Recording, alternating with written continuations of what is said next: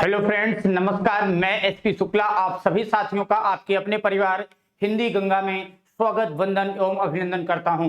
जैसा कि साथियों आपको पता है, जो हमारा चैप्टर अभी रनिंग कर रहा है वर्ण विचार के अंतर्गत हमने पिछली 2 क्लासेस ऑलरेडी कर रखी है। जो बच्चे नहीं देखे हैं वो प्लेलिस्ट में जाकर के वो क्लास जरूर से जरूर देख लें, क्योंकि उससे आपका जो बेस है, जो इस चैप्टर को पढ़ने का आगे का इंटरेस्ट है, वो बहुत अच्छे से आपका बनता चला जाएगा। आज के इस सेशन में हम बात करने वाले हैं वहीं पर जहां पर पिछली क्लास में आपको छोड़ा था। वर्ण विचार में वर्णों के प्रकार के अंतर्गत 2 भेद बताए, स्वर और व्यंजन। स्वर स्वतंत्र ध्वनियां होती हैं, व्यंजन परतंत्र अर्थात स्वरों पर आश्रित होती हैं। आज हम बात करने वाले हैं आपसे स्वरों का वर्गीकरण, स्वरों के प्रकार का वर्गीकरण। विद्वानों ने अलग अलग क्या माना है, परीक्षाओं में किस तरीके से प्रश्न बनते हैं, हर एक प्रश्न पर बहुत बारीकी से चर्चा करेंगे। तो चलिए आज के सेशन का शुरुआत कर देते हैं हेडिंग के साथ, स्वरों का वर्गीकरण।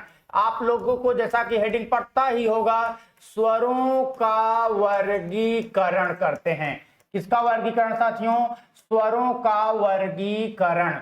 अब बात करेंगे अगर स्वरों के वर्गीकरण के, तो स्वरों के वर्गीकरण के मुख्यतः 6 आधार बताए जाते हैं। पहले आप आधार नोट करिए, फिर अभी हम चीजों को चर्चा करेंगे। पहला तो एक हो गया आपका मात्रा अथवा उच्चारण काल के आधार पर। मात्रा अथवा उच्चारण काल के आधार पर, मात्रा अथवा उच्चारण काल के आधार पर स्वरों का वर्गीकरण करेंगे, पहला।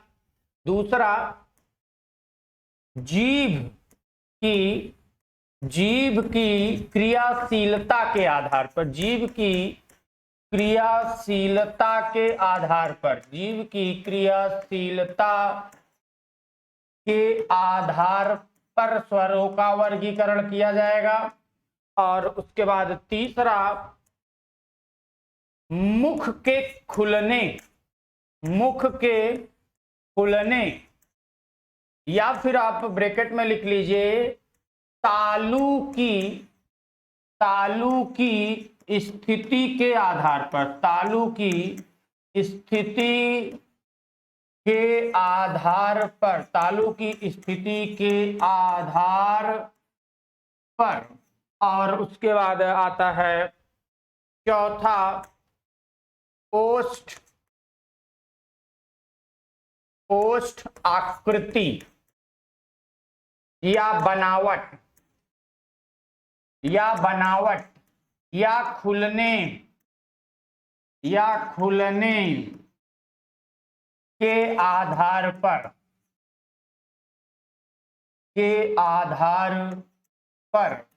और उसके बाद पांचवा आप नोट कर लीजिए साथियों, मुख व नाक से वायु के निकलने के आधार पर, मुख व नाक से वायु के निकलने के आधार पर। और उसके बाद छठा हो जाएगा साथियों, यहां तक दिख रहा है सर? नीचे वाली लाइन जो लिख रहा हूं दिख रहा है? घोषत्व के आधार पर, घोषत्व के आधार पर आ रहा है ना? ठीक है। तो देखिए, स्वरों का वर्गीकरण हम आपके बीच में चर्चा कर रहे हैं। स्वरों के वर्गीकरण को मुख्यतया हमने कितने भाग में डिवाइड किया है साथियों? 6 आधार में। 6 आधार इसके बताए गए हैं।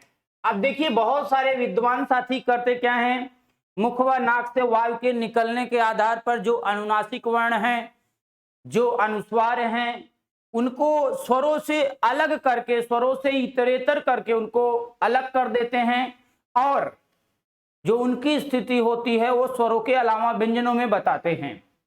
और बहुत सारे विद्वान ऐसे होते हैं, जब हम बात करेंगे मात्रा तो उच्चारण काल के आधार पर स्वरों के वर्गीकरण पर, सजाति और विजाति पदों को जाति के आधार पर स्वरों का वर्गीकरण करके उनको एक आधार बता देते हैं। ये पढ़ने के लिए है, बाकी जो प्रश्न पूछे जाएंगे मेन आपको उससे समझना चाहिए कि प्रश्न आपकी परीक्षाओं में किस तरीके से पूछे जाते हैं, बस उनको आपको जानना है। तो इसका आप चाहें तो स्क्रीनशॉट ले सकते हैं। स्वरों का वर्गीकरण 6 आधार: मात्रा अथवा उच्चारण काल के आधार पर, जीभ की क्रियाशीलता के आधार पर, मुख के खुलने या तालु की स्थिति के आधार पर, ओष्ठ आकृति या बनावट या खुलने के आधार पर, मुख व नाक से वायु के निकलने के आधार पर, घोषत्व के आधार पर। तो ये क्या है साथियों, स्वरों का वर्गीकरण। अब हम एक एक टॉपिक पर विधिवत चर्चा करेंगे। तो पहली हेडिंग साथियों आपका पढ़ना चाहिए मात्रा अथवा उच्चारण काल के आधार पर। तो आइए पहली हेडिंग डालिए आप लोग, मात्रा अथवा उच्चारण, मात्रा अथवा उच्चारण काल के आधार पर, मात्रा अथवा उच्चारण काल के आधार पर। अब देखिए साथियों, मात्रा अथवा उच्चारण काल के आधार पर जब स्वरों की वर्गीकरण किया जाता है, कई मर्तबे ये प्रश्न आपकी परीक्षाओं में पूछे गए हैं कि मात्रा के आधार पर स्वरों के कुल कितने भेद हैं। तो मात्रा के आधार पर स्वरों के 2 ही भेद माने जाते हैं, ह्रस्व स्वर और दीर्घ स्वर। लेकिन जब उच्चारण के स्थान पर स्वरों की बात करता है तो 3 भेद बांटे जाते हैं, ह्रस्व स्वर, दीर्घ स्वर और प्लुत स्वर। जब दोनों को आधार देता है तब पर भी हम 3 ही मानते हैं। तो आइए हम उन तीनों पर विधिवत चर्चा कर लेते हैं। आइए, सबसे पहला आपका मात्रा अथवा उच्चारण काल के आधार पर हो जाता है ह्रस्व स्वर। कौन सा स्वर साथियों, ह्रस्व स्वर। और दूसरा होता है दीर्घ स्वर, ह्रस्व स्वर, दीर्घ स्वर, ह्रस्व स्वर, दीर्घ स्वर। और उसके बाद जो है तीसरा हो जाता है प्लुत स्वर, प्लुत स्वर। अब देखिए इनके अलग अलग नाम हैं, पर्यायवाची शब्द में हमने आपको पढ़ाते हुए बताया भी है, आगे भी बताएंगे कि शब्दों को जब भी आप भी पढ़िए तो एक ही जगह पर कई सारे शब्दों का प्रयोग करना सीखिए। इससे रिश्ते भी बड़े मधुर होते हैं, रिश्तों में प्यार आती है, और जैसे रिश्ते में प्यार आती है उसी तरीके से आपकी भाषा में भी प्यार आता है। आप ऐसे समझ जाइए, किसी प्रेमी को, किसी बच्चे को, किसी को आप बहुत प्रेम करते हो, किसी से आप बहुत प्रेम करते हो, आप कहते हो हाय जानू बहुत अच्छी हो, हाय जान बड़ी अच्छी हो, हाय महबूबा बड़ी अच्छी हो, हाय डियर बहुत अच्छी हो। अब उसको क्या करो, एक वर्ड कहोगे तो शायद उतना अच्छा उसको कम लगेगा, उतना आपसे अट्रैक्टिव नहीं होगी। लेकिन अरे जानू, हाय जान, दुनिया भर का देखते हैं लोग, प्रेमी प्रेमिका आशिक लोग ऐसा करते हैं ना भाई, अपनी उम्र में सब करते हैं, ठीक है। तो देखिए, अब जब एक ही व्यक्ति के संबोधन में एक से अधिक शब्दों का आपने प्रयोग किया तो उससे शब्दों की तारतम्यता बढ़ जाती है, उससे भाषा की कौशल में विकास हो जाता है, और उससे भाषा में एक नई ऊर्जा ग्रहण आ जाती है, और वह भाषा एक ऐसा रूप धारण कर लेती है कि चीजें बड़ी सहज हो जाती हैं।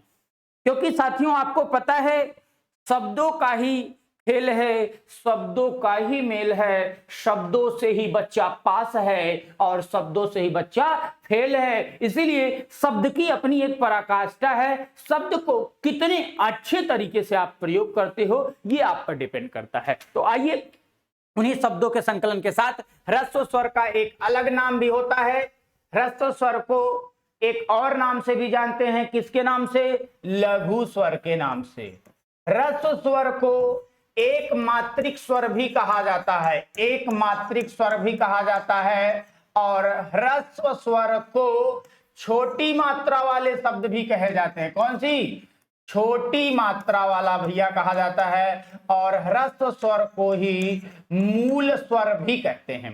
क्या कहते हैं, मूल स्वर। तो देखो एक से अधिक, अब आपसे पूछा जा सकता है निम्नलिखित में से ह्रस्व का पर्यायवाची शब्द है, ऑप्शन में दे देगा लघु स्वर, एक मात्रिक स्वर, छोटी मात्रा स्वर, इनमें से सभी। तो आपने पढ़ा है तब तो कर लोगे भैया, सभी क्या होगा, सभी हो जाएगा, बिल्कुल। तो ह्रस्व स्वर, लघु स्वर, एक मात्रिक, छोटी मात्रा, मूल, कुछ भी पूछे इनका आंसर एक ही होगा, और इनकी संख्या में 4 है।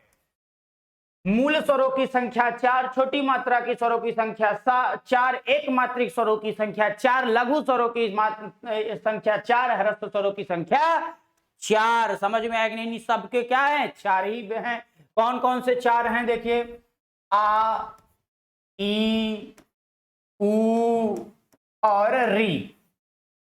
हिंदी में ये मूल स्वर होते हैं, आ, ई, ऊ और री। हिंदी में मूल स्वर चार होते हैं। अच्छा, अब इन्हीं ह्रस्व स्वरों की सहायता से जो और दूसरे स्वर बनाए जाते हैं उनको दीर्घ स्वर कहते हैं। क्या कहते हैं? दीर्घ स्वर। दीर्घ स्वरों का एक और नाम है, दीर्घ का क्या कह सकते हैं, गुरु स्वर भी कहा जाता है, गुरु स्वर। ठीक है। और एक मात्रिक की जगह ये क्या हो जाता है, द्विमात्रिक स्वर, द्विमात्रिक स्वर कहे जाते हैं। और इन्हीं को बड़ी मात्रा वाला भी कहा जाता है, बड़ी मात्रा वाले स्वर, इन्हीं को संधि स्वर भी कहा जाता है। क्या कहा जाता है साथियों? संधि स्वर भी कहते हैं। तो अब इसमें से आपसे कुछ भी प्रश्न पूछे, कितने भी तरीके से घुमा के पूछे, आप आराम से बता सकते हैं। दीर्घ स्वर, गुरु स्वर, द्विमात्रिक स्वर, बड़ी मात्रा या संधि स्वर। यहां तक चीजें क्लियर हैं। अब इनकी संख्या में 7 होती है। कौन कौन से 7 होते हैं देखो भैया, बड़ा आ, बड़ी ई, बड़ा ऊ, ए, ऐ, ओ और उसके बाद औ। इनकी संख्या में 7 होती है। अब प्लुत स्वर की बात कर लेते हैं। प्लुत स्वरों को पुकारने वाला शब्द भी कहा जाता है। कौन सा शब्द? पुकारने वाला, पुकारने वाला, या इसी को कहा जाता है त्रैमात्रिक। कौन सा स्वर कहा जाता है साथियों? त्रैमात्रिक स्वर। इनकी संख्या 8 होती है। हिंदी में प्लुत स्वरों की संख्या 8 होती है, जबकि संस्कृत भाषा में 9 होती है। मैं 8 पे चर्चा करूंगा, बहुत विधिवत चर्चा करूंगा। अच्छा, आगे बढ़ते हैं। थोड़ा सा देखो, आपसे एक प्रश्न कभी कभी यह भी पूछ लिया जाता है, विलोम शब्द, पर्यायवाची शब्द। जैसा कि आपको पता है कि पर्यायवाची शब्द में हम एक से अधिक शब्दों का संकलन कर सकते हैं, लेकिन विलोम शब्द में विलोम उसी का होता है जो जिस जाति का, जो जिस कोटि का होता है, उसका विलोम शब्द वही होता है। रामचरितमानस में एक दोहा आपने पढ़ा होगा, हानि लाभ जीवन मरण जस अपजस विधि हाथ। इसमें हर एक शब्द एक दूसरे का क्या है, अपोजिट है, विलोम शब्द। जैसे आप यहाँ पर आप देखो, आपसे क्वेश्चन कह सकता है कि ह्रस्व स्वर का विलोम शब्द क्या होगा, तो आप क्या कहोगे? दीर्घ स्वर। लघु शब्द का विलोम शब्द क्या होगा? गुरु शब्द। एक मात्रिक का विलोम शब्द क्या होगा? द्विमात्रिक। छोटी मात्रा का विलोम शब्द क्या होगा? बड़ी मात्रा। मूल स्वर का विलोम शब्द आप बता सकते हो संधि स्वर। तो ये पूछे जाने के प्रश्नों की प्रवृत्ति है। इसी तरीके से प्रश्न आपकी परीक्षाओं में देखे जा सकते हैं। आइए सेशन को आगे बढ़ाएंगे। पहले हम दीर्घ स्वर पर चर्चा कर लेते हैं, फिर प्लुत स्वरों पर अच्छे से चर्चा करेंगे। एक एक पॉइंट टू पॉइंट चीजों पर हम विधिवत चर्चा करेंगे। तो चलिए हेडिंग डालिए। अच्छा, उसी पर देखिए, दीर्घ स्वर प्लुत स्वर पे आपने देखा कि बड़ा आ, बड़ी ई, बड़ा ऊ, ए, ऐ, ओ, औ। अब मैंने आपको बताया कि साथियों ये 3 स्वर क्या हैं, ये अपने ही समान स्वरों से मिलकर के बनते हैं। यह अपने ही समान स्वरों से मिलकर बनते हैं, इसीलिए इनको मूल दीर्घ कहा जाता है। इन्हीं स्वरों को मूल दीर्घ स्वर, कौन सा स्वर? मूल दीर्घ स्वर कहा जाता है। पहला पॉइंट। दूसरा पॉइंट, आगे चल के आप पढ़ोगे बड़ा आ कैसे बनता है। देखो भैया, छोटा आ प्लस छोटा आ मिलकर के बड़ा आ। बड़ी ई कैसे बनती है? छोटी ई प्लस छोटी ई मिलकर के बड़ी ई। बड़ा ऊ कैसे बनता है? छोटा ऊ प्लस छोटा ऊ मिलकर के बड़ा ऊ। अब यहां पर एक चीज आप देख रहे हो, ये अपने ही समान स्वरों से मिलकर बन रहे हैं। जो स्वर अपने ही समान स्वरों से मिलकर के बनते हैं, इनको क्या कहा जाता है? सजातीय स्वर। कौन सा स्वर कहा जाता है? पॉइंट लिख लीजिए, सजातीय स्वर। कौन सा स्वर साथियों?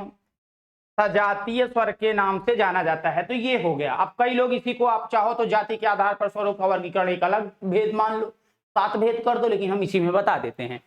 अब देखिए ए आई ओ औ पर बात करें, जैसे ये मूल दीर्घ स्वर है क्योंकि अपने ही समान स्वर से मिलकर बना, ये अलग अलग स्वर से मिलकर बनता है, इसीलिए इनको जो है संयुक्त स्वर कहा जाता है। क्या कहा जाता है? संयुक्त स्वर कहा जाता है। कौन सा स्वर कहा जाता है साथियों? संयुक्त स्वर। क्यों? क्योंकि ये अलग अलग स्वरों से मिलकर बना। जैसे आप देखिए ए कैसे बनेगा? आ प्लस ई के उच्चारण से ए।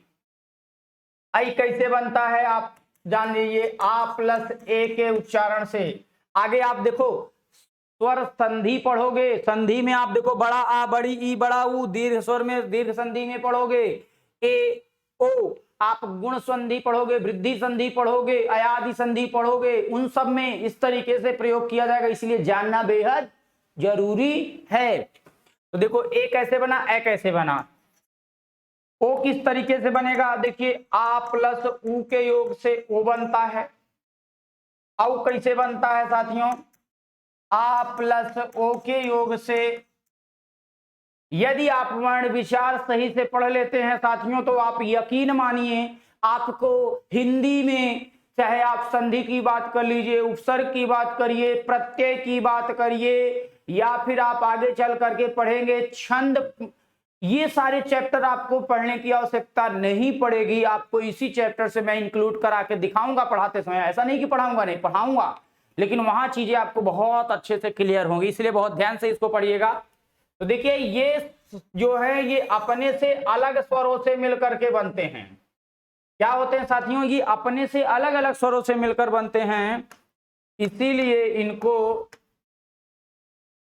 विजातीय स्वर कहा जाता है। कौन सा स्वर कहा जाता है साथियों? विजातीय स्वर कहे जाते हैं, यानी ये डिफरेंट डिफरेंट स्वरों से मिलकर के बनते हैं। तो देखिए हमने आपसे चर्चा किया मात्रा अथवा उच्चारण काल के आधार पर ह्रस्व स्वर, दीर्घ स्वर, एक मात्रिक, छोटी मात्रा है मूल मात्रा, दीर्घ स्वर, गुरु, द्विमात्रिक, बड़ी मात्रा, संधि स्वर, और तीसरा प्लुत स्वर, पुकारने वाला त्रैमात्रिक स्वर की चर्चा किया। अच्छा, अब चीजों को आगे बढ़ाते हैं। आप स्क्रीनशॉट लेना चाहे तो स्क्रीनशॉट ले लीजिए, बाकी आपको पूरा इसका पीडीएफ बहुत अच्छे से मिल जाएगा। बाकी किसी भी प्रकार की जानकारी के लिए, बैच से संबंधित किसी भी प्रकार की जानकारी के लिए आप संस्थान के नंबर 9415 पर आप मैसेज व्हाट्सएप कर सकते हैं। इस नंबर पर आप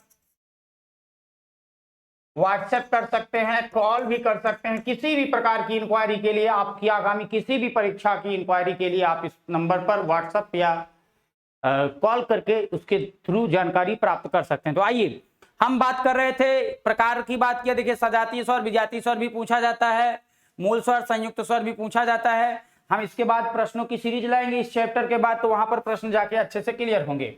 यहां तक चीजें क्लियर हैं, यहां तक किसी को किसी प्रकार से दिक्कत नहीं होनी चाहिए। अच्छा, अब चलिए आइए बात करते हैं तीसरा प्रकार। इसी में आपने पढ़ा प्लुत स्वर।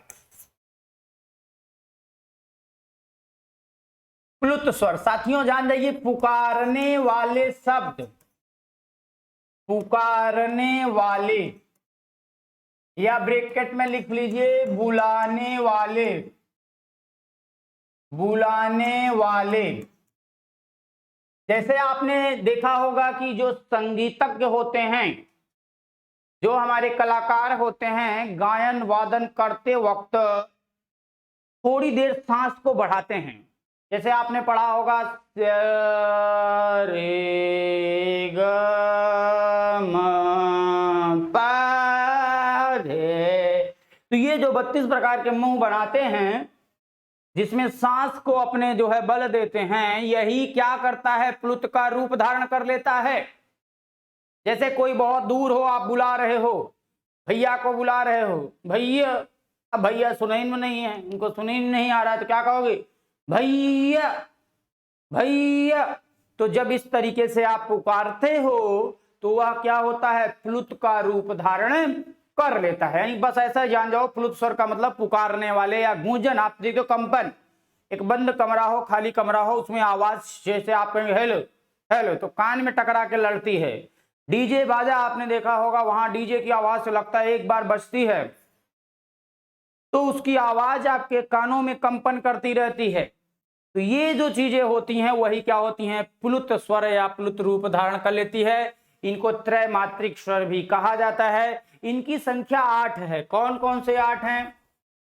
छोटा आ, बड़ा आ, बड़ी ई, बड़ा ऊ, ए, आई, ओ, औ। अब बहुत सारे साथियों को ये हो रहा होगा कि सर 8 तो ठीक है, 3 क्यों नहीं हुए? 3 क्यों नहीं हुए? छोटी ई, छोटा वो, री को भी ले लेते, क्या वो काना भाटा खाया था?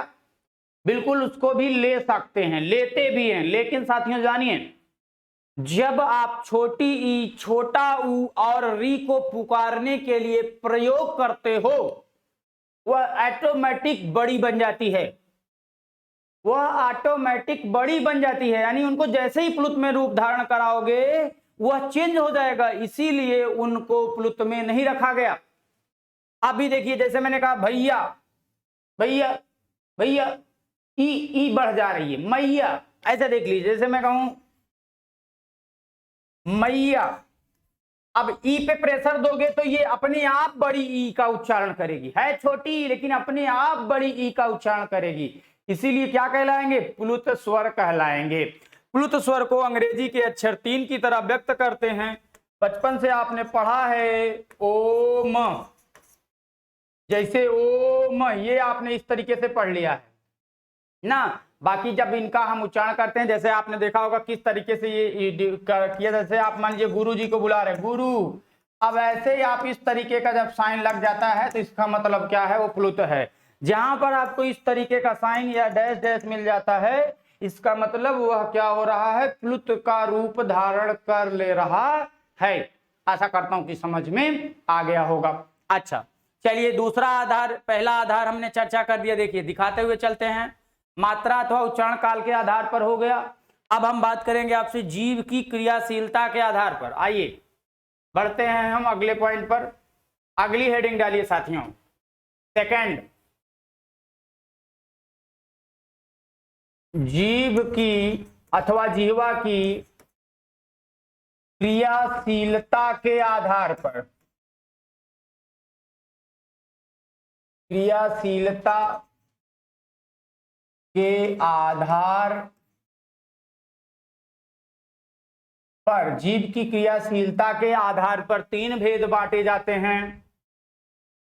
अच्छा, स्वरों को जब डिवाइड किया जाता है 3 आधार पर, कौन कौन से आधार होते हैं? अच्छा, मैं थोड़ा सा पीछे वाले में, आपको पता ही है, याद हो गया होगा, समझ में आ गया होगा। अभी लास्ट में मैं रिवाइज करा दूंगा। देखिए, जीव की क्रियाशीलता के आधार पर 3 भेद बांटे जाते हैं। कौन कौन से 3 भेद? अग्रस्वर, एक तो हो गया अग्रस्वर, दूसरा हो गया भैया मध्य स्वर, मध्य स्वर, और तीसरा होता है प्लुत स्वर। अग्रस्वर, मध्य स्वर और प्लुत स्वर। अब देखिए, इनके बारे में पूछा जाता है। वैसे स्वरों की संख्या कितनी है? 11। कौन कौन से 11 स्वर हैं आपको दिखा देता हूं, पहले लिख लीजिए नीचे। छोटा आ, बड़ा आ, छोटी ई, बड़ी ई, छोटा ऊ, बड़ा ऊ, री, ए, आई, ओ, और उसके बाद औ। अब देखिए, इनको डिवाइड करने का तरीका क्या है साथियों? जैसे आपको पता है कि जब घर परिवार में शादी होने के बाद बच्चा होगा, कुछ दिन बाद बच्चा होता है, तो एक तरफ मम्मी, एक तरफ पापा, बीच में बच्चा, ऐसे लिटा देते हैं। ठीक है, तो अब ऐसे इसमें बैठा दो। सबसे छोटा क्या है? छोटकऊ है आ, इस आ को रख दो। ठीक है, आ को रख दो। आज मैं बहुत बेसिक से आपको पढ़ा रहा हूं, बेसिक के साथ कॉन्सेप्ट भी पढ़ा रहा हूं और ट्रिक भी बताते हुए चलूंगा। तो छोटा आ को आपने क्या किया? इधर रख दिया। तो अब छोटा छोटा मिलकर के क्या होता है? बड़ा आ को इधर रख दो। एक पार्टी इधर रख दिए, तो अब देखो इसके साथ वाला यहां आ गया, जो बचे हैं इन दोनों को यहां से ई को उठा के यहां रख दो। छोटी ई और बड़ी ई को देखो, इनकी सेफ्टी में रख रहे हैं। छोटा आ की सेफ्टी में पहरेदार लगा रहे हैं। अब उधर ई रखा तो इधर ऊ रख दो। इधर छोटा ऊ और बड़ा ऊ रख दो। अब इधर छोटा ऊ बड़ा ऊ रख दिया तो उधर क्या करो साथी, आप री रख दो। इधर क्या करिए, री रख दीजिए और इधर ही आप क्या करिए, ए आई को भी रख दीजिए और बचा क्या है, ओ और औ। ओ और औ को इधर रख दीजिए। अब यही है, आपसे पूछे जाते हैं जीव की क्रियाशीलता के आधार पर स्वरों का वर्गीकरण। 3 वर्गीकरण, अग्र स्वर, मध्य स्वर और अग्र स्वर, मध्य स्वर और पश्च स्वर लिखिए साथियों। यहाँ प्लुत स्वर लिख उठा है, इसको पश्च लिखिए, पश्च लिखिए। तो पीछे वाला बता दिया, देखिए पश्च स्वर लिख लीजिए। चलिए लिख लीजिए जल्दी से, थोड़ा सा गलती हो गई थी, इसको सही से बना लीजिएगा। क्या होता है, पश्च स्वर। पश्च स्वर बड़ा आ, छोटा ऊ, बड़ा ऊ, ओ और औ हो गया। ठीक है, आपसे संख्या पूछी जाती है, अग्र स्वरों में स्वरों की संख्या कितनी है, 5। पश्च स्वरों में स्वरों की संख्या कितनी है, 5। और मध्य स्वर कितने हैं, 1। समझ में आया कि नहीं, याद आया कि नहीं, जल्दी से बताइए आप सभी भाई। सबको याद आ गया, सबको समझ में आ रहा है कि नहीं? यदि आप लोग थोड़ा सा सहयोग करते हैं, संस्थान को सपोर्ट करते हैं, तो संस्थान दिन दूनी रात चौगनी आप लोगों के प्यार से आगे बढ़ेगी और हम आपके लिए, आपकी आने वाली परीक्षा के लिए अपना बेस्ट, अपना सर्वश्रेष्ठ करते जाएंगे। इसीलिए जो बच्चा जहां से जुड़े, जो कर सकता है, लाइक करे, शेयर करे, सब्सक्राइब करे, जो आपकी इच्छा करे, जो आप संस्थान के लिए बेटर कर सकते हो। प्रवेश से संबंधित किसी भी प्रकार की जानकारी के लिए आप स्क्रॉलिंग में चल रहे नंबर से संपर्क कर सकते हो। आप जो भी बेस्ट कर सकते हो साथियों, आप करिए, क्योंकि ये संस्थान हमारा नहीं, हम सबका है और आप सभी के लिए बनाया गया है। जैसे कि भारत देश में बैठा हर एक बच्चा हिंदी से संबंधित, हिंदी की पूर्ण जानकारी उसको होनी चाहिए, क्योंकि हिंदुस्तान की धरती पर हमने जन्म लिया है, तो हमें पहली प्राथमिकता होती है कि हिंदी के बारे में बहुत अच्छे से जानकारी होनी चाहिए। अब देखो, इनको याद करने का एक तरीका मैं आपको बता देता हूं कि कैसे आप इनको याद करेंगे, बहुत बेहद आसान तरीके से। देखिए, एकदम आसान सा तरीका आपको मैं बता रहा हूं। मध्य स्वर आप याद कर लीजिए, छोटा आ को याद कर लीजिए बस। छोटा आ दिखता कैसे है, तो आप देख रहे हो ये अंग्रेजी के अक्षर 3 की तरह छोटा आ दिखता है। अब स्वरों में वे सभी अक्षर जो अंग्रेजी के अक्षर 3 की तरह दिखें, उनको रखो पश्च पीछे, और जो अंग्रेजी के अक्षर 3 की तरह ना हो, उनको रखो आगे, हो जाएंगे वे अग्र। चलो आप देखो, छोटा आ की तरफ लगते जाओ, पढ़ते जाओ। छोटा आ के बाद बड़ा, बड़ा कैसे दिखता है, ये इस तरीके से यहां रखो। छोटा बड़ा, फिर छोटी कैसे दिखती है बिना 3 की, ये देखिए छोटी यहां रखो। बड़ी ई इस तरीके से। फिर छोटा ऊ कैसा लगता है, 3 की तरह लगता है, तो छोटा ऊ इधर रखोगे। बड़ा ऊ इस तरीके से हो गया, छोटा ऊ, बड़ा ऊ। फिर क्या होता है, री। री देखिए कैसे दिख रही है, इस तरीके से दिख रही है। फिर देखो आप ए भी अंग्रेजी के अक्षर 3 की तरह नहीं बन रहा है, तो ए। आई यहां रखोगे। ओ देखो 3 की तरह बन रहा है, ओ। और उसके बाद देखो भैया औ, ये हो गया। तो देखिए संख्या आई कि नहीं, अग्र स्वरों की संख्या कितनी हो गई, 5। मध्य पश्च स्वरों की संख्या कितनी हो गई, 5। आपसे प्रश्न पूछा जाता है मध्य स्वरों की संख्या कितनी होती है, तो 1 होती है। और याद करने का ये तरीका है, ट्रिक है, आप चाहो तो शॉर्ट में बना लो। जो 3 की तरह ना हो वे होंगे अग्र स्वर, और जो 3 की तरह हों वे हो जाएंगे आपके पश्च स्वर। तो अग्र स्वर, पश्च स्वर याद, मध्य स्वर में छटकऊ आ है। और इस आ के लिए एक और पॉइंट नोट कर लीजिए साथियों, क्योंकि इसकी कोई मात्रा नहीं होती, इसको उदासीन स्वर भी कहते हैं। आप लिख लीजिए इसी को, उदासीन स्वर। कई बार यह प्रश्न पूछा हुआ है, उदासीन स्वर, कौन सा स्वर उदासीन स्वर होता है, तो छोटा आ साथियों क्या होता है, उदासीन स्वर भी होता है, या उदासीन स्वर के अंतर्गत भी रखा जाता है। आशा करता हूं कि बहुत अच्छे से आपने जीव की क्रियाशीलता के आधार पर भी वर्गीकरण कर लिया होगा। इसका आप चाहें तो स्क्रीनशॉट ले सकते हैं। आइए आगे बात करते हैं। अब हम तीसरा तालु की स्थिति, तालु की स्थिति, या फिर लिख सकते हो इसी को मुख के खुलने के आधार पर, मुख के खुलने के आधार पर। देखिए बहुत ध्यान से समझिएगा साथियों, तालु की स्थिति या मुख के खुलने के आधार पर जब स्वरों की बात की जाती है, पहले आप देखो मुंह कैसे खुलता है। तालु की बात कर लेते हैं हम। ये हमारी क्या है, मुखाकृति है, ठीक है। अब इसमें आप देखते हो ये ऊपर वाला हिस्सा आपका तलुआ है, ये क्या है साथियों, तलुआ है। और ये आपका मान लेते हैं कि जिह्वा है, और जिह्वा यहां जीभ अंदर से आपकी आई हुई है। अब देखेंगे इस जिह्वा की बनावट किस तरीके से खुलने पर होती है। जिह्वा की बनावट देखो, बहुत ध्यान से सुनना देखना साथियों। अगर हम ये बात करें इस तरीके से, ये आपकी काकल है, ललरी जिसको कहते हो, क्या कहते हो, ललरी, काकल। अब जब आप एक तो ऐसे देखो, जी मुंह को क्या कर रहे हो, जीभ, और ये जीभ है। अब जीभ को क्या करो, आप उठाओ, जीभ को आप उठा के कहां लगाओगे, तालु पे। तालु की स्थिति क्या बता रहे हैं, तालु में लगा दो, अब आदमी बोल नहीं पाएगा। आदमी जो कहते हैं ना कि यार वो बोल नहीं पाता है, क्यों नहीं बोल पाता, क्योंकि उसकी जिह्वा जो होती है तालु को जो है स्पर्श कर जाती है, और भी बहुत सारे कारण। तो देखो अब ठीक है, तो अब नहीं बोल रहा है, यानी वो स्थिति जब ये आपकी जो ये है, ये क्या है, आपकी तालु है। इस तालु में आपकी जिह्वा जाके यहां से ऐसे चली जाए, जिह्वा उठ जाएगी। अब ये स्थिति क्या होगी, बंद हो जाएगी, मुंह आपका बंद हो जाएगा, मुंह बिल्कुल सा बंद हो जाएगा। और जब ये बंद रहता है, बंद हो जाएगा, इसी स्थिति को संवृत कहा जाता है।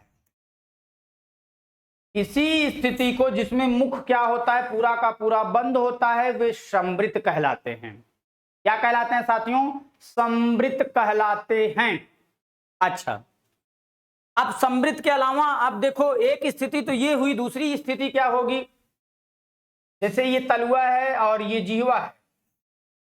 अब हाँ हाँ हाँ, अब मुंह क्या कर रहे हो, पूरा बाहर है, देखो अब तालु और जिह्वा के बीच में गैप है, देखिए ये जो गैप है, इस स्थिति में क्या हो रहा है, मुंह पूरा का पूरा खुला है, मुंह पूरा पूरा क्या है, खुला है। और जब मुंह पूरा का पूरा खुला होता है, उसी को विवृत स्वर कहा जाता है। कौन सा स्वर कहा जाता है साथियों, विवृत स्वर कहा जाता है। और केवल एक ही स्वर है जो विवृत है, वो है कौन सा, अभी धीरे धीरे बात करते हैं, बड़ा आ, ठीक है। तो आप संवृत और विवृत समझ गए होंगे। अच्छा, मैं छोटा सा फिगर बना के यहां दिखाता हूं, देखिए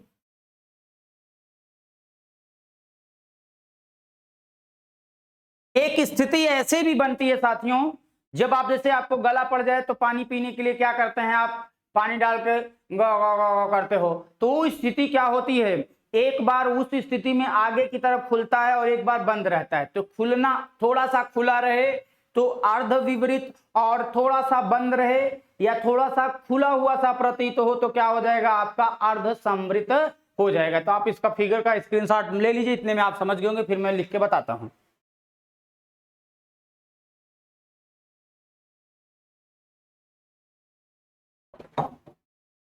देखिए अब हम डायरेक्ट आपको बताते हैं। देखो इनके याद करने के भी बहुत सारे तरीके हैं, हम आपको भी सिखाते हुए चलेंगे। तो पहली हेडिंग डाल लीजिए आप, क्या, पहले आप ऐसे करिए कि चलिए लिखते हैं संवृत, विवृत से याद करते हैं। चलो विवृत से पकड़ो, विवृत स्वर। विवृत स्वर केवल और केवल एक ही है, कौन सा है, बड़ा आ। इनको याद करने का ऐसा एक तरीका भी है, जैसे आप बच्चे को लेकर के डॉक्टर के पास गई और अब डॉक्टर साहब को जीवा देखनी है, डॉक्टर साहब कहें बेटा चलो जीभ दिखाओ, तो भाई हो सकता है लड़का ना समझ पाए कि जीभ क्या है, तो डॉक्टर साहब क्या कहते हैं, बेटा मुंह बाओ, तो बेटा क्या करेगा, मुंह बा देगा। ये जो सिचुएशन होती है ये क्या कहलाती है, विवृत कहलाती है। या फिर दूसरा तरीका है, ऐसे ही समझ जाओ, छोटा सा बच्चा था, जिनको बच्चा होगा याद कर लीजिए, आपके बच्चे ऐसे करते होंगे, आप भी कभी बच्चे रहे होंगे तो आप भी ऐसा किए होंगे, वो चीजें आप भूल गए, वो नहीं याद आ रही होंगी, लेकिन अपने बच्चे को देख करके याद कर लीजिए, सिचुएशन आपको याद आ जाएगी। अब छोटा सा बच्चा मिट्टी खा के आया, मम्मी ने देखा कि बच्चे ने मिट्टी खाया है, तो बच्चे से मम्मी पूछ रही मिट्टी खाए, तो कह रहा नहीं, नहीं मिट्टी खाए हो नहीं। अब मम्मी भी दिमाग लगा ली कि हाँ जरूर मिट्टी खाया है, तो क्या कहती है, चलो मुंह खोलो।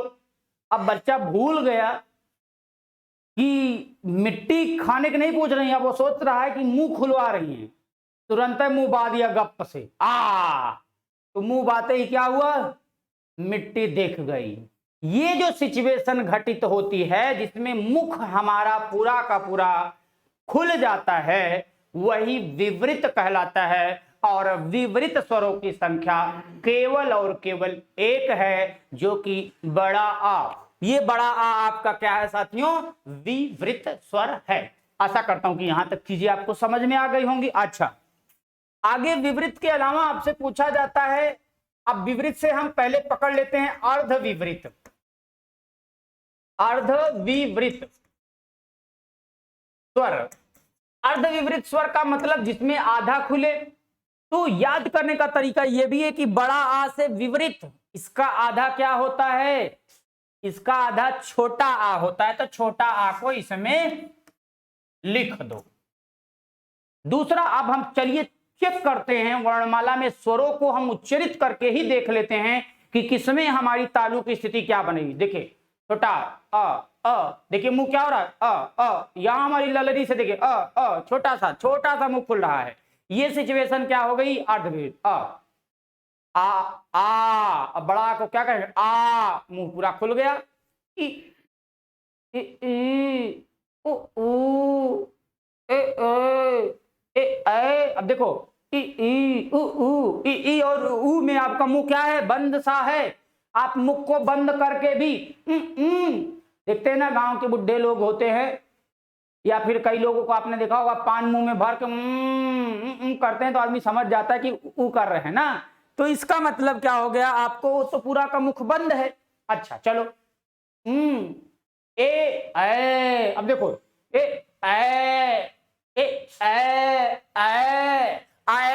इसमें क्या रहा, देखो आपकी मुंह आधा मुंह खुल रहा है, आधा मुंह खुल रहा है, यानी अर्ध विवृत हो जाएगा फिर देखिए ओ आधा मुंह खुला या आधा मुंह बंद सा हो रहा है, आधा मुंह बंद है, ओ अब इसे क्या कहो, औ। अब आपका देखो ये जीभ झंकृत होकर के ऊपर से नीचे तुरंत गिर रही है, यानी ये कहां जा रही है, अर्ध विवृत के पास। तो आई और औ ये क्या हो जाएगा साथियों, आपका अर्ध विवृत स्वर हो जाएगा।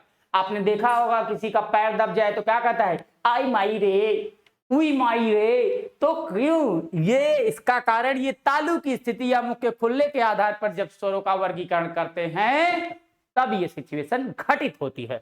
अच्छा, अब बात करते हैं हम विवृत स्वर, अर्धविवृत हो गया। अब हम बात कर लेते हैं संवृत स्वरों पर। किस पर, संवृत स्वर को याद कर लेते हैं। अभी मैं आपको तरीका भी बताऊंगा, ट्रिक भी बताऊंगा। मैंने बताया ना, पूरी की पूरी हिंदी व्याकरण, पूरा हिंदी साहित्य, पूरा संस्कृत साहित्य इसी तरीके से हम बहुत अच्छे से पढ़ते चलेंगे। आइए संवृत स्वर पर चर्चा कर लीजिए। संवृत स्वर में मैंने बताया कि मुख क्या हो, बंद हुआ सा प्रतीत हो। हमने स्वरों को गिनाया भी, छोटी ई, बड़ी ई, छोटा ऊ, बड़ा ऊ, री, ये आपकी क्या हो गई, संवृत स्वर। अब बचे हुए जो है उनको रख दो भैया नीचे, हो जाएंगे अर्ध संवृत।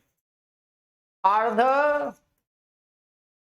संवृत स्वर, अर्ध संवृत स्वर में कौन कौन से आ गए, देखिए ए आई यहां आया है ना, आई और ओ, तो यहां लिख दो ए और ओ। तीनों संख्या आपकी आ गई। तो देखो विपरीत स्वरों की संख्या कितनी है? एक। ले लो भैया, बहुत बार पूछा जाता है। अर्ध विपरीत स्वरों की संख्या कितनी है? 3। समृद्ध स्वरों की संख्या 2 2 4 1 5। और उसके बाद अर्ध समृद्ध स्वरों की संख्या है 2। अब देखो बहुत सारे विद्वानों ने अलग अलग अपना मत दे करके चीजों को अलग अलग तरीके से रिप्रेजेंट किया है, लेकिन जो एथेंटिक नॉलेज है, एथेंटिक जानकारी है, वो आपके सामने, आपके समक्ष लिखा हुआ है। अब देखो याद करने का मैं तरीका, आपको छोटा सा तरीका भी बता देता हूं। आप इस तरीके से याद करिए, पहले तो काउंट करिए क्या सही है। 5 2 7 3 10 1 11 के 11 स्वर हैं।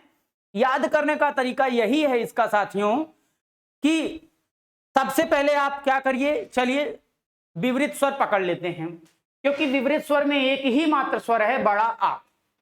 बड़ा आ को लिख दिया। अब बचे संख्या में कितने? 10। अब बड़ा आ के बाद जो जितने स्वर हैं वहां से लिखना शुरू करिए। इ ई उ ऊ री, इनको आप लिख दीजिए समृद्ध स्वर में। तो 5 और 1 मिला के कितने हो गए आपके? 6। अब जो बचे उनको पकड़ लो। अब कौन कौन से बचे? 5, उनको पकड़ लो। ए आई ओ औ।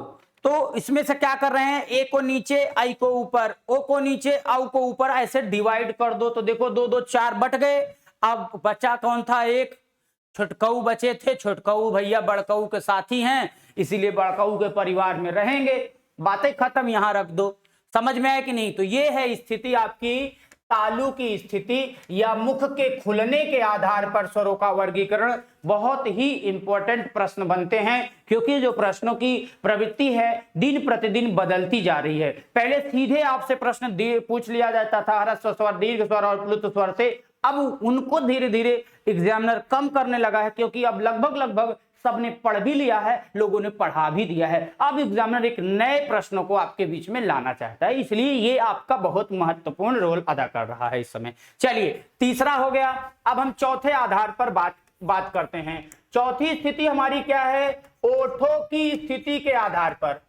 ओठों की स्थिति, ओठों की स्थिति या बनावट के आधार पर या खुलने के आधार पर। अभी तक हमने बात किया तालु की स्थिति के आधार पर, तलुआ ऊपर वाला हिस्सा जो है उसके आधार पर। अब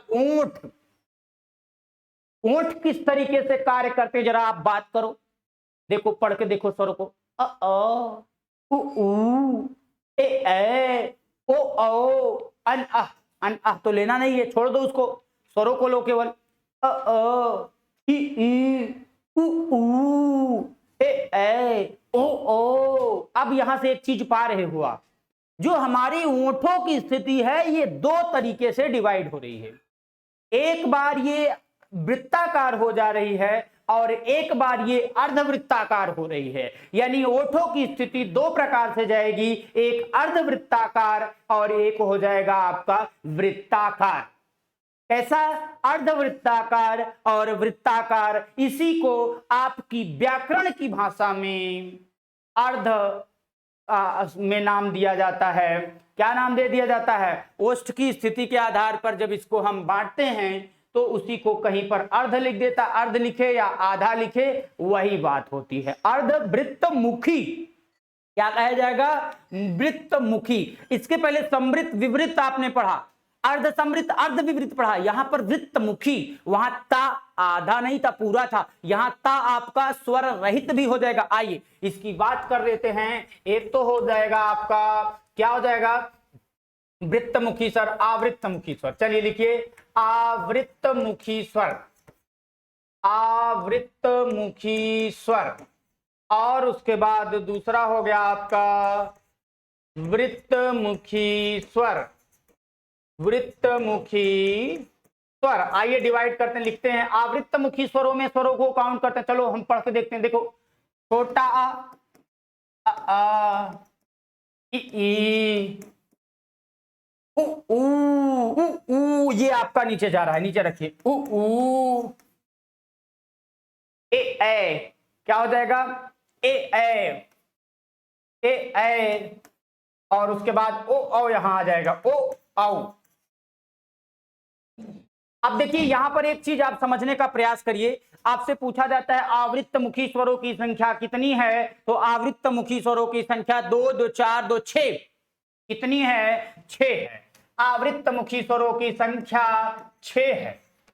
आपसे पूछा जाएगा वृत्तमुखी स्वरों की संख्या, तो वृत्तमुखी स्वरों में आप जो है ये भी रख सकते हैं ये जो आप गृहीत्वा जो गृहित किया गया है, जो विदेशी भाषा से लिया है, जैसे आप अंग्रेजी लिखते हैं तो ये विदेशी भाषा से जो लिया गया आपका वर्ण है, इसको भी लिखा जाता है। लेकिन आपकी परीक्षा में यदि आप प्रश्न पूछ लिया जाए कि वृत्तमुखी स्वरों की संख्या कितनी होती है, तब आप इसको काउंट नहीं करेंगे, अदरवाइज आप इसको भी काउंट करके बताएंगे। यानी जब पूछा जाए वृत्तमुखी स्वरों की संख्या कितनी है, तो आप कितना बताएंगे, 4 बताएंगे।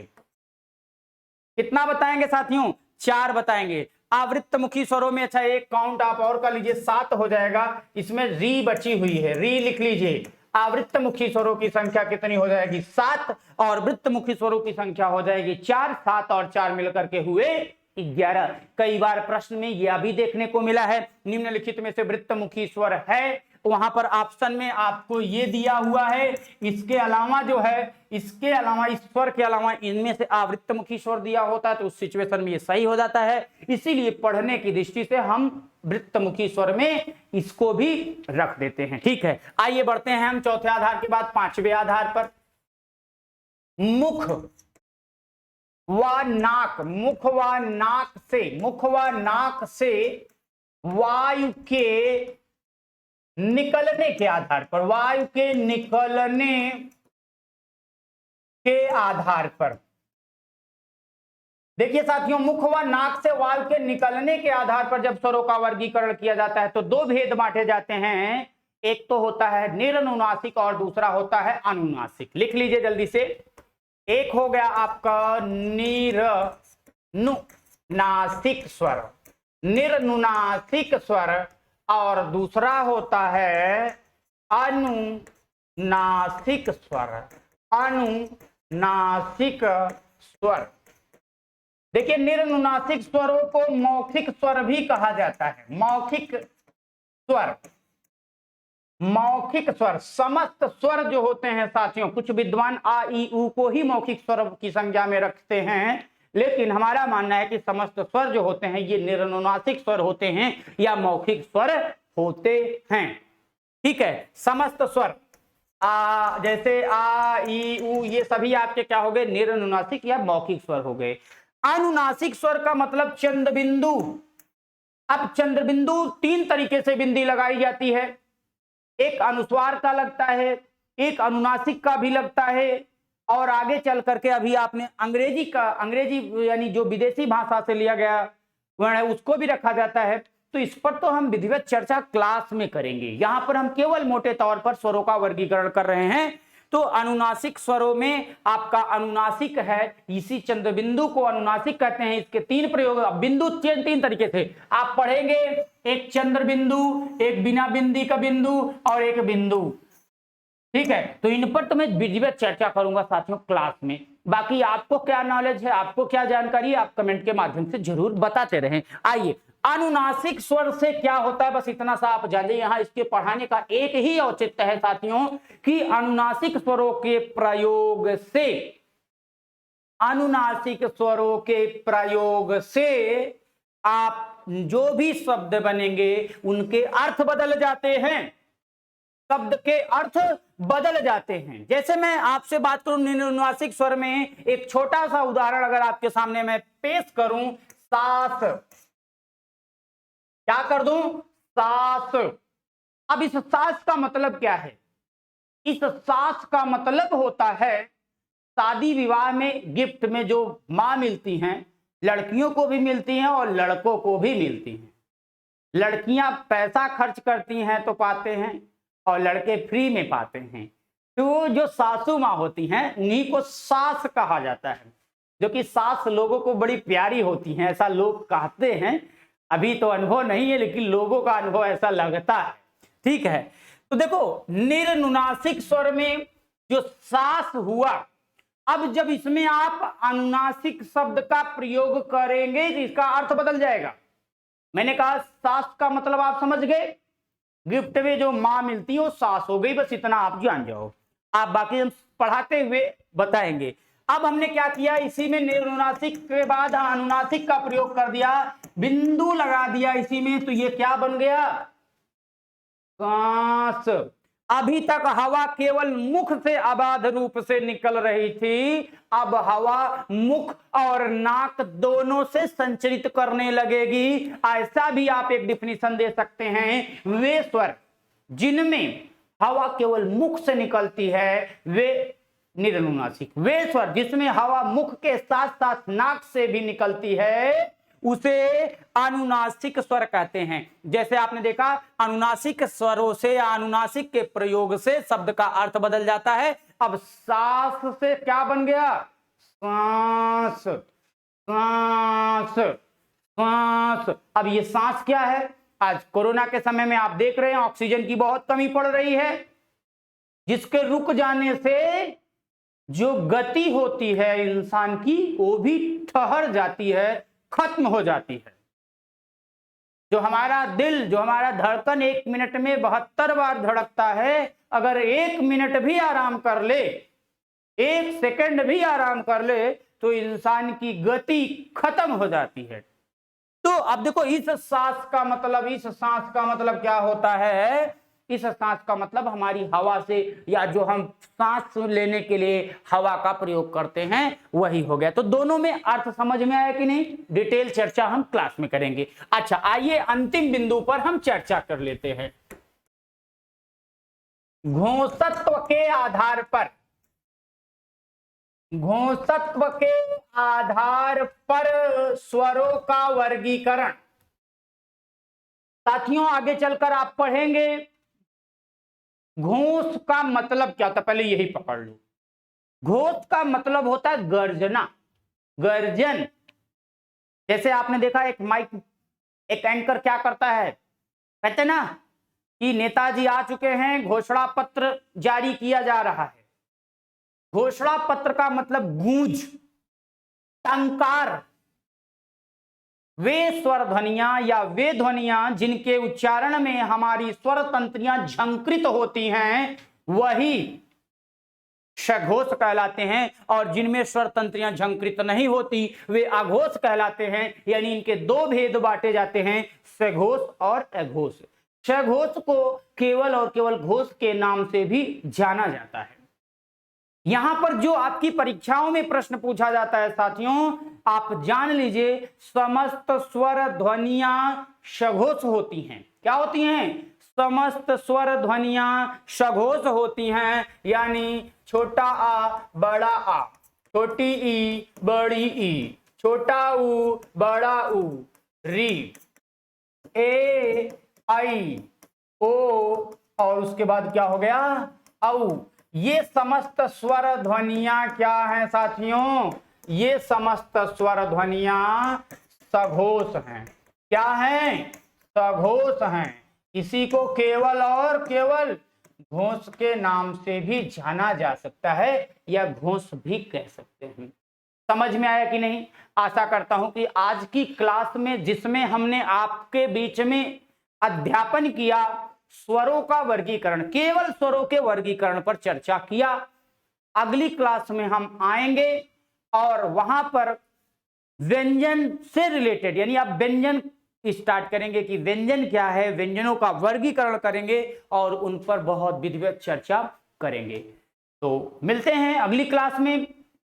घर पर रहिए, मस्त रहिए, अपनों का ख्याल रखिए और आप भी मस्त रहिए। और यदि आपको वीडियो पसंद आई तो एक प्यार भरा कमेंट करिए और कमेंट करके जरूर बताइएगा कि आपको क्लासेस कैसी लग रही हैं, आप संतुष्ट हैं या नहीं, और कुछ बदलाव की इच्छा हो या लगता है कि इस बदलाव से अच्छा और किया जा सकता है तो आपके कमेंट का हम जरूर इंतजार करेंगे। ठीक है साथियों, मिलते हैं अगली क्लास में। All the best, take care all of you.